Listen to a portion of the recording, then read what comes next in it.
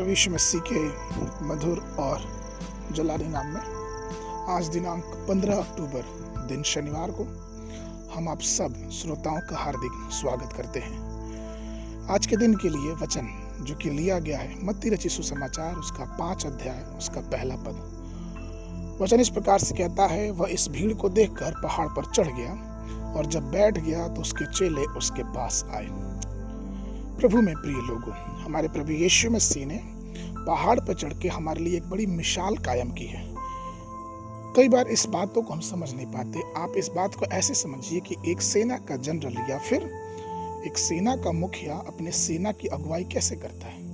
वो अपने सैनिकों को आगे बढ़ने के लिए बोल देता है, लेकिन प्रभु यीशु मसीह जो हमारा अगुवा है वो पहले खुद ही आगे चलता है और आगे चल चल के हर एक प्रकार का रास्ता वो हमारे लिए तैयार करता है और तब हम उसके पीछे पीछे चलते हैं।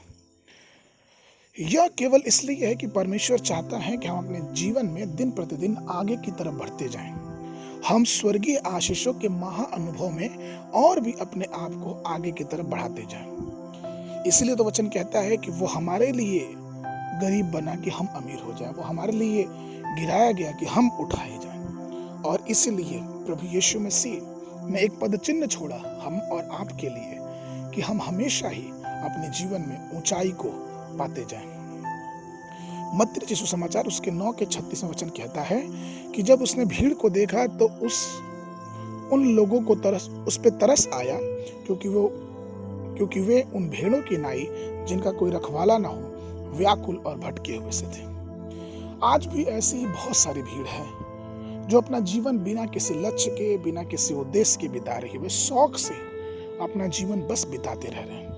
उनको पता नहीं है कि उनका चरवाहा कौन है, उन्हें पता नहीं है कि वो दुनिया में क्या चाहते हैं। वो अपना जीवन एक दयनीय स्थिति में बिता रहे हैं। वे ना तो संसारिक जीवन के उद्देश्य को जानते हैं और ना अपने अनंत जीवन की बातों को समझते हैं। लेकिन हमारा परमेश्वर ऐसा है जो सूखी हड्डियों में भी जान डाल देता है। और ये वचन यहेजकेल की पुस्तक उसके 37 और 1 से 6 पद में हम पढ़ते हैं।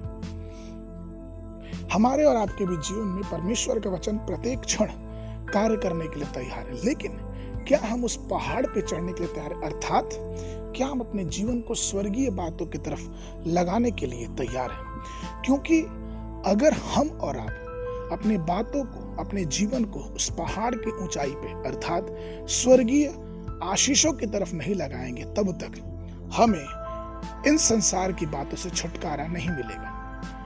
स्वाभाविक है कि हम इस संसार में रहते हैं तो इस संसार की चीजों की जरूरत हमें और आपको पड़ती है। लेकिन यीशु मसीह इस संसार में रह के भी हर वक्त अपने जीवन को, जब वो परमेश्वर पिता से मिलना चाहते थे तो वो पहाड़ की ऊंचाई पे अपने जीवन को बिताने के लिए चले जाते थे। वैसे ही हमें भी और आपको भी अपने आत्मिक जीवन में एक स्थापना परमेश्वर के साथ करने की बहुत बड़ी आवश्यकता है। तो प्रभु में प्रिय लोगों, आइए हम अपने जीवन को पहाड़ की चोटी तक ले जाएं, अपने जीवन के उद्देश्य को निर्धारित करें और अपने जीवन से बहुत से लोगों को परमेश्वर के पास लेके आए और उनको ये बताएं कि परमेश्वर सामर्थी और शक्तिशाली है, जो हमें अपने अनुग्रह और अपनी आशीष में भरता जाता है।